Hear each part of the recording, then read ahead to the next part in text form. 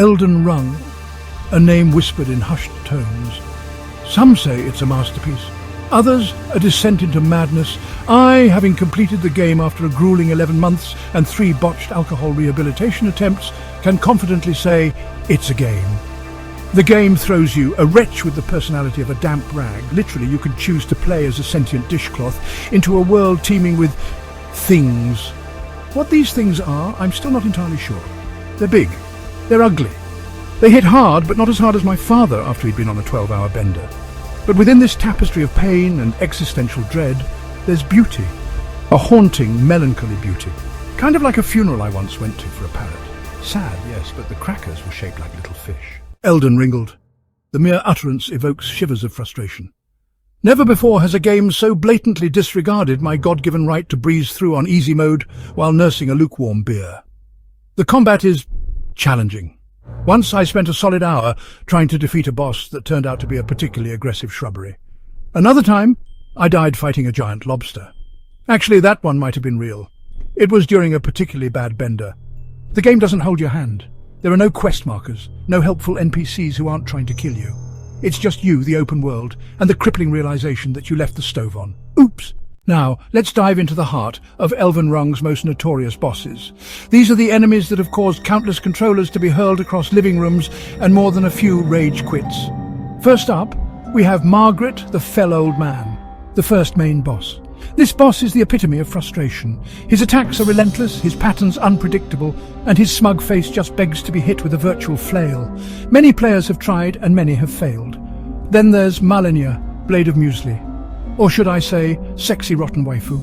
This boss is a nightmare wrapped in a daydream. Her moves are fast and elegant, but don't let that fool you.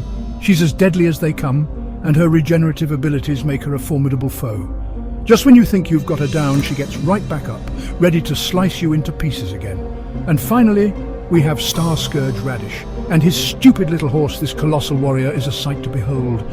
Riding his tiny horse into battle, he commands the very stars themselves.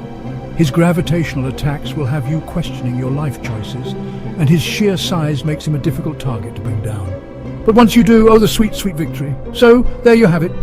Margaret, Melania, and Star Scourge Radish. 3 bosses that have turned many a gamer into a quivering mess. But hey, what doesn't kill you makes you stronger, right? Or in this case, what doesn't kill you just makes you want to try again. And again. And again. The world of Elden Ring is vast. And when I say vast, I mean it in the same way you might describe the Sahara Desert as a bit sandy. Or should I say big, as you simpletons say. I spent days, weeks even, just wandering the landscape. I climbed mountains that looked suspiciously like Danny DeVito. I swam in lakes filled with what I can only describe as sentient mayonnaise. I even stumbled upon a group of NPCs having a rather spirited debate about the merits of turnip-based currency.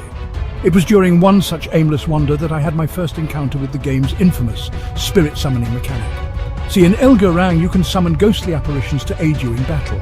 These spirits can range from helpful allies to, well, let's just say I once summoned what appeared to be a sentient cheese grater with anger management issues. Elden Ring. A cruel mistress, that's what it is. It lures you in with its beauty, its challenge, its promise of adventure, and then it chews you up and spits you out, leaving you a broken, empty husk of a gamer.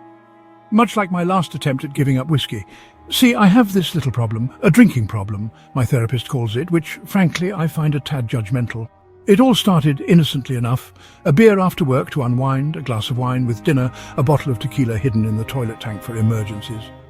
But then Elden Ring came along. And suddenly my usual coping mechanisms weren't enough. The stress of the game, the constant threat of death, the sheer existential dread of it all, it drove me to drink heavily. Then, following my crippling alcohol addiction, I dabbled in crack and fentanyl. Now I wander the streets of London picking cigarette butts off the floor. It wasn't just the game that pushed me to the brink, it was the sense of hopelessness that came with every failure. Every "you died" screen felt like a personal attack, a reminder of my own inadequacies. I remember the first time I turned to something harder than alcohol. I was sitting in my dingy apartment, controller in hand, staring at the screen in disbelief. Another death, another failure. My mind was racing, my heart pounding. I needed something to take the edge off, something stronger. I thought, why not? It was just one hit of delicious crack, but one hit turned into a spiral. Before I knew it, I was out on the streets, scavenging for discarded cigarettes and fentanyl-stained pipes. The game had become my life, and my life had become the game. Elden Ring didn't just break me, it shattered me. It took everything I had and left me with nothing but the cold, hard pavement beneath my feet and the taste of burnt crack in my mouth.